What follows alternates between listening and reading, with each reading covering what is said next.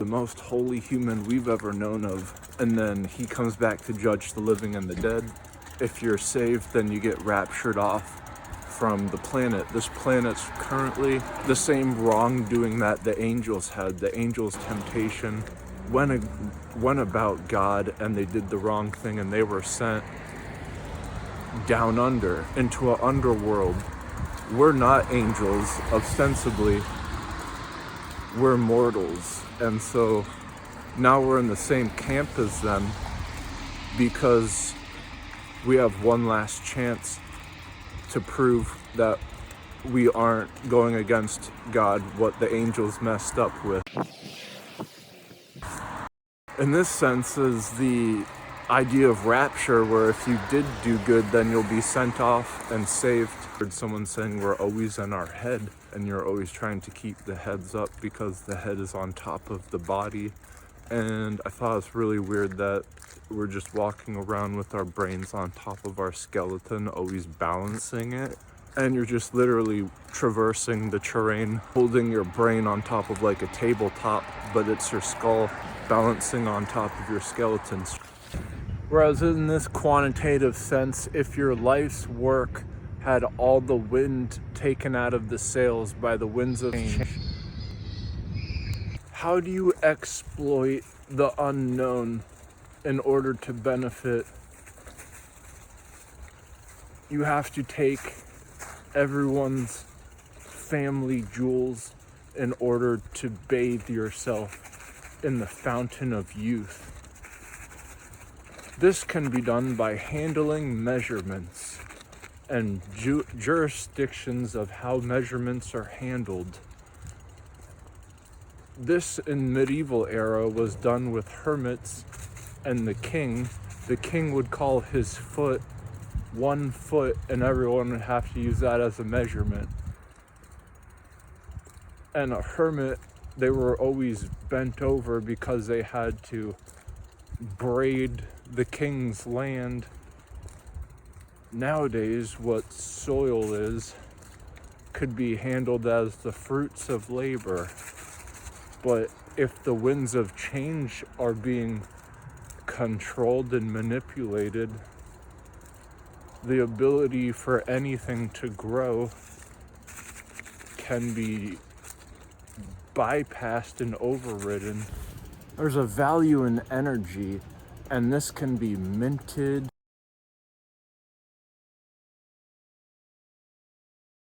And your anatomy isn't anyone else's. These are fundamental, basic constituents. Protecting what's processing. It's just the age-old question, what happens when an unstoppable force meets an immovable object, a straight or a curve? Both representations are a fractal and the Mandelbrot set. We're in the era of time.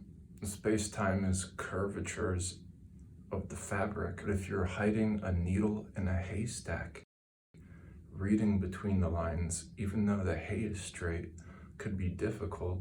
Where an inclusive of a hairball theorem is one hair sticking out instead of combed over, you could find the needle in a haystack. And of course, when the clock strikes 12, having all the bells and whistles do what they do best, that of course would be the solution if a key fit the lock perfectly.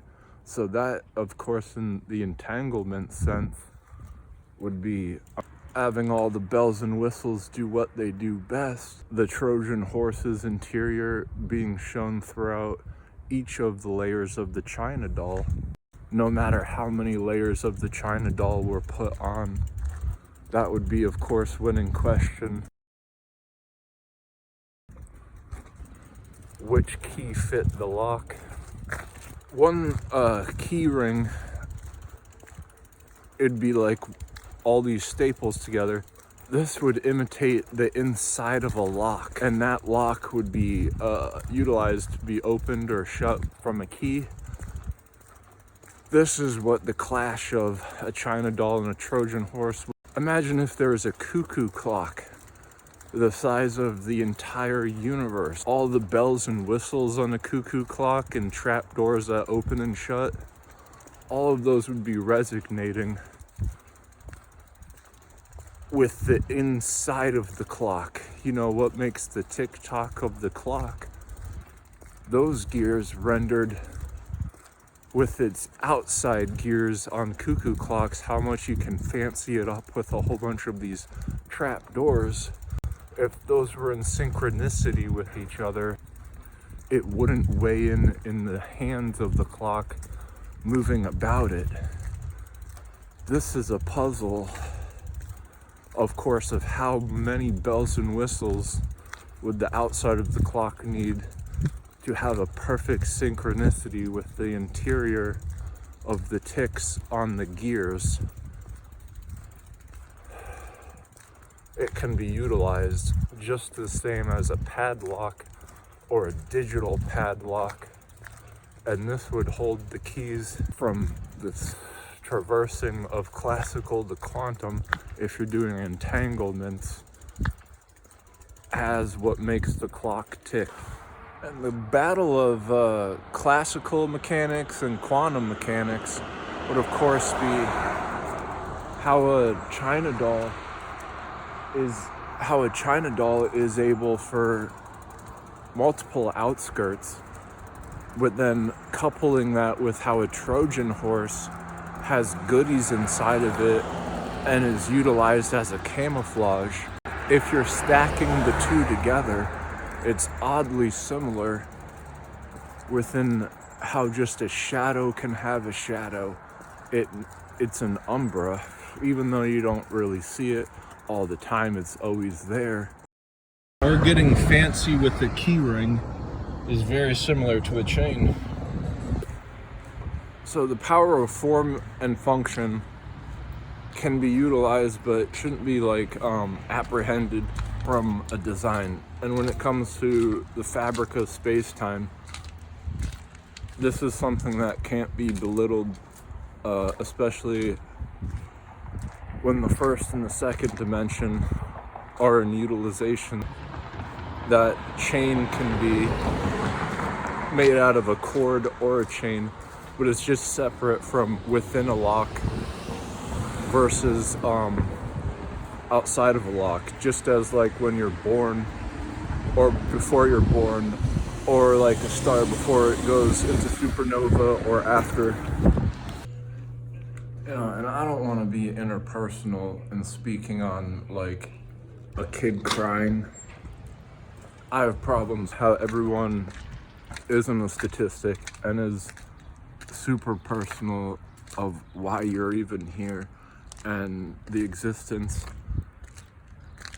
of being alive can't be devoid of interpersonality. As in a material sense, genes are laden with the nodes and bridges of data points of the ancestors that had brought you here from now, but you can't like devoid or exploit a sinking ship when it has holes in it. Holes are staples that are thrown about what capitalism is. Heading capitalism and globalism together is one way of how what's best for everyone isn't some like sewage, but then once again, like the best fertilizer is like cow feces.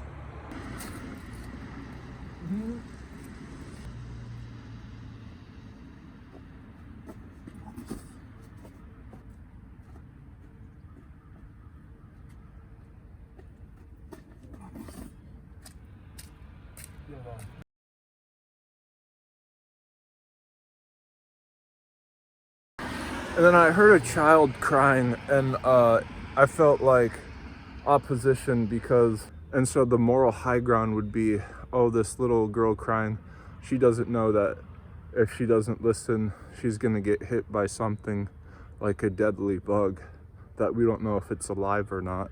As opposed to me feeling that the indenture would be an in-service for anything.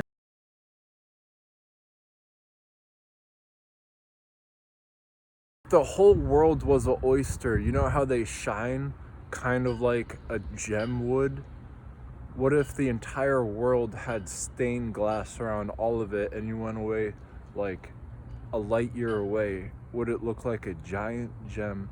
And if so, could you be able to decrypt all of the intentional purposes on planet Earth, all the processes, if it was all quantified as lightning in a bottle, and if everyone was to pick their poison to have the eureka moments constitute for all like the strongest things that they've ever did?